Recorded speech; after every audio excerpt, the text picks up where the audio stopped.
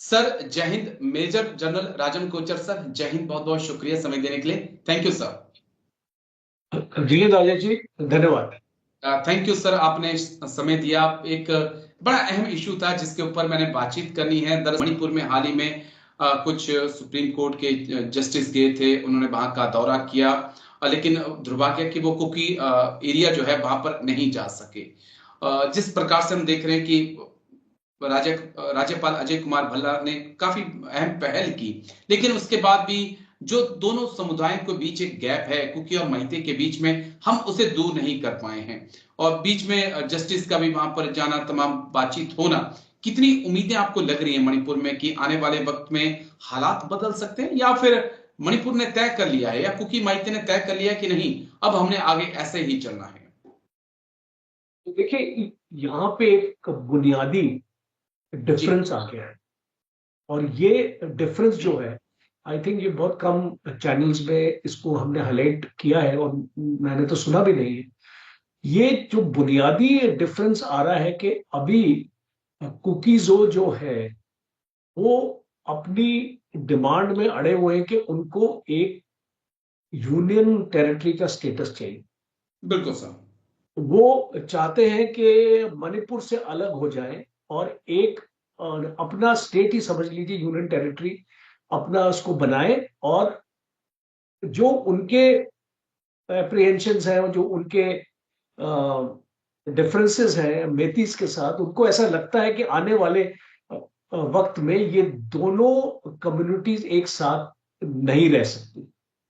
और ये जो सुप्रीम कोर्ट जजेस की विजिट हुई है, जी। 6 आपकी जजेस की हुई है, इसमें एक कॉन्स्टिट्यूशनल दायरा सामने आया है, जो मैं आज मॉर्निंग में पढ़ रहा था। जो जस्टिस गोगोई शायद जो इसको लीड किया था, इस डेलीगेशन को, वो एक कॉन्स्टिट्यूशनली बोलते हैं कि ये पॉसिबल है।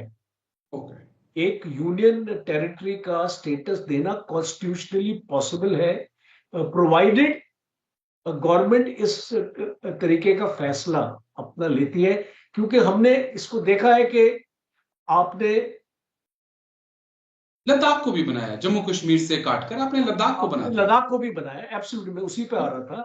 और आपने काफी स्टेट्स का विभाजन भी किया है। आपने जी। तेलंगाना, आंध्र प्रदेश, आपके पास एग्जांपल्स हैं बहुत सारे, हम बिल्कुल इनको सर। दे सकते हैं। झारखंड, ये छत्तीसगढ़, ये इसको सारे एग्जांपल्स हैं। जब भारत में ऐसा हुआ है, तो जब एक कौम इस तरीके की डिमांड अपना लेके आती है, तो उसके पास दिल्ली में एक स्ट्रॉन्ग पॉलिटिकल क्लाउड होना भी जरूरी है।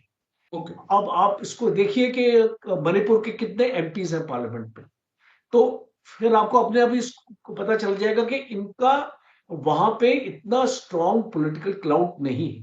तो ये बहुत चैलेंज रहेगा गवर्नर के लिए, गवर्नर भल्ला के लिए, कि अगर इस तरीके की मांग आती है, और अगर कुकीजों के जितने भी रिप्रेजेंटेटिव्स हैं वो इस मांग पे अटल रहते हैं और जो एक रिजिड स्टैंड लेके आते हैं, तो बहुत मुश्किल हो जाएगा। जो आपका क्वेश्चन है कि इस प्रॉब्लम को रिजॉल्व करना, फिर आपके पास अल्टीमेट, आपके पास सोल्यूशन यही रहेगा कि जो ये आपका हिल एरिया है, इसको यूनियन टेरिटरी का आप इसको स्टेटस अपना दे दीजिए। दूसरा मॉडल एक और भी आप इसको सोच सकते हैं, जो आपने मेघालय में किया है और जी। आपने असम में किया है, जब आपका बोडोलैंड का ये सब चल रहा था। तो आप एक ऑटोनोमस हिल काउंसिल्स का भी स्टेटस इनको दे सकते हैं। और इनको पावर्स देने की जरूरत है, इनको एम्पावर करने की जरूरत है, इनको फंड्स देने की जरूरत है कि ये अपनी गवर्नेंस अपना खुद करे। और ये इनको इम्फाल की तरफ देखने की जरूरत नहीं पड़ेगी। ओके। जो है इम्फाल से ऑर्डर्स इनको नहीं मिलने चाहिए। ये अपने खुद ऑर्डर्स और अपनी गवर्नेंस अपना करें उस अपने हिल काउंसिल में, और ये पॉसिबल है। तो आई थिंक गवर्नमेंट, मुझे ऐसे लगता है कि पहला जो स्टेप रहेगा गवर्नमेंट का, कि इनको ऑटोनोमस हिल काउंसिल का स्टेटस दे दिया जाए। और ऑफ कोर्स लास्ट ऑल्टरनेटिव तो है ही कि इसको यूनियन टेरिटरी बना दिया जाए। बट मोस्ट इंपॉर्टेंट है, because time is running out. अभी बिल्कुल गवर्नर के पास मैक्सिमम एक प्रेसिडेंट रूल आप 3 साल के लिए लगा सकते हैं, हर एक 6 महीने के बाद आप उसको एक्सटेंड कर सकते हैं। गवर्नर के पास 6 महीने का टाइम है, और कोशिश वो करेंगे कि प्रेसिडेंट रूल एक्सटेंड ना हो।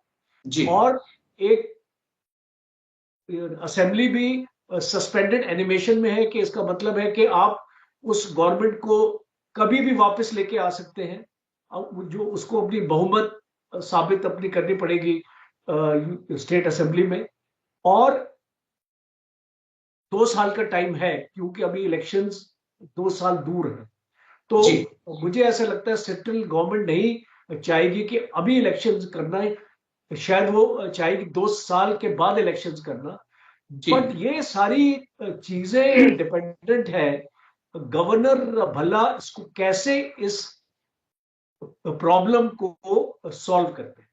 चलिए, पूरी नजरें हैं मणिपुर के ऊपर, क्योंकि सदन में, संसद में भी तमाम बहसें हो रही हैं और उम्मीद यही है कि मणिपुर में जल्द से जल्द शांति आए। लेकिन नजरें कुकी और माइते पे हमारी बनी रहेंगी कि क्या कुछ दोनों फैसला लेते हैं। लेकिन शुक्रिया, बहुत बहुत शुक्रिया major general Rajan Kochar sir, आप आए और दोनों मुद्दों पर आपने बात रखी। Thank you sir. जय हिंद। Thank you sir. धन्यवाद।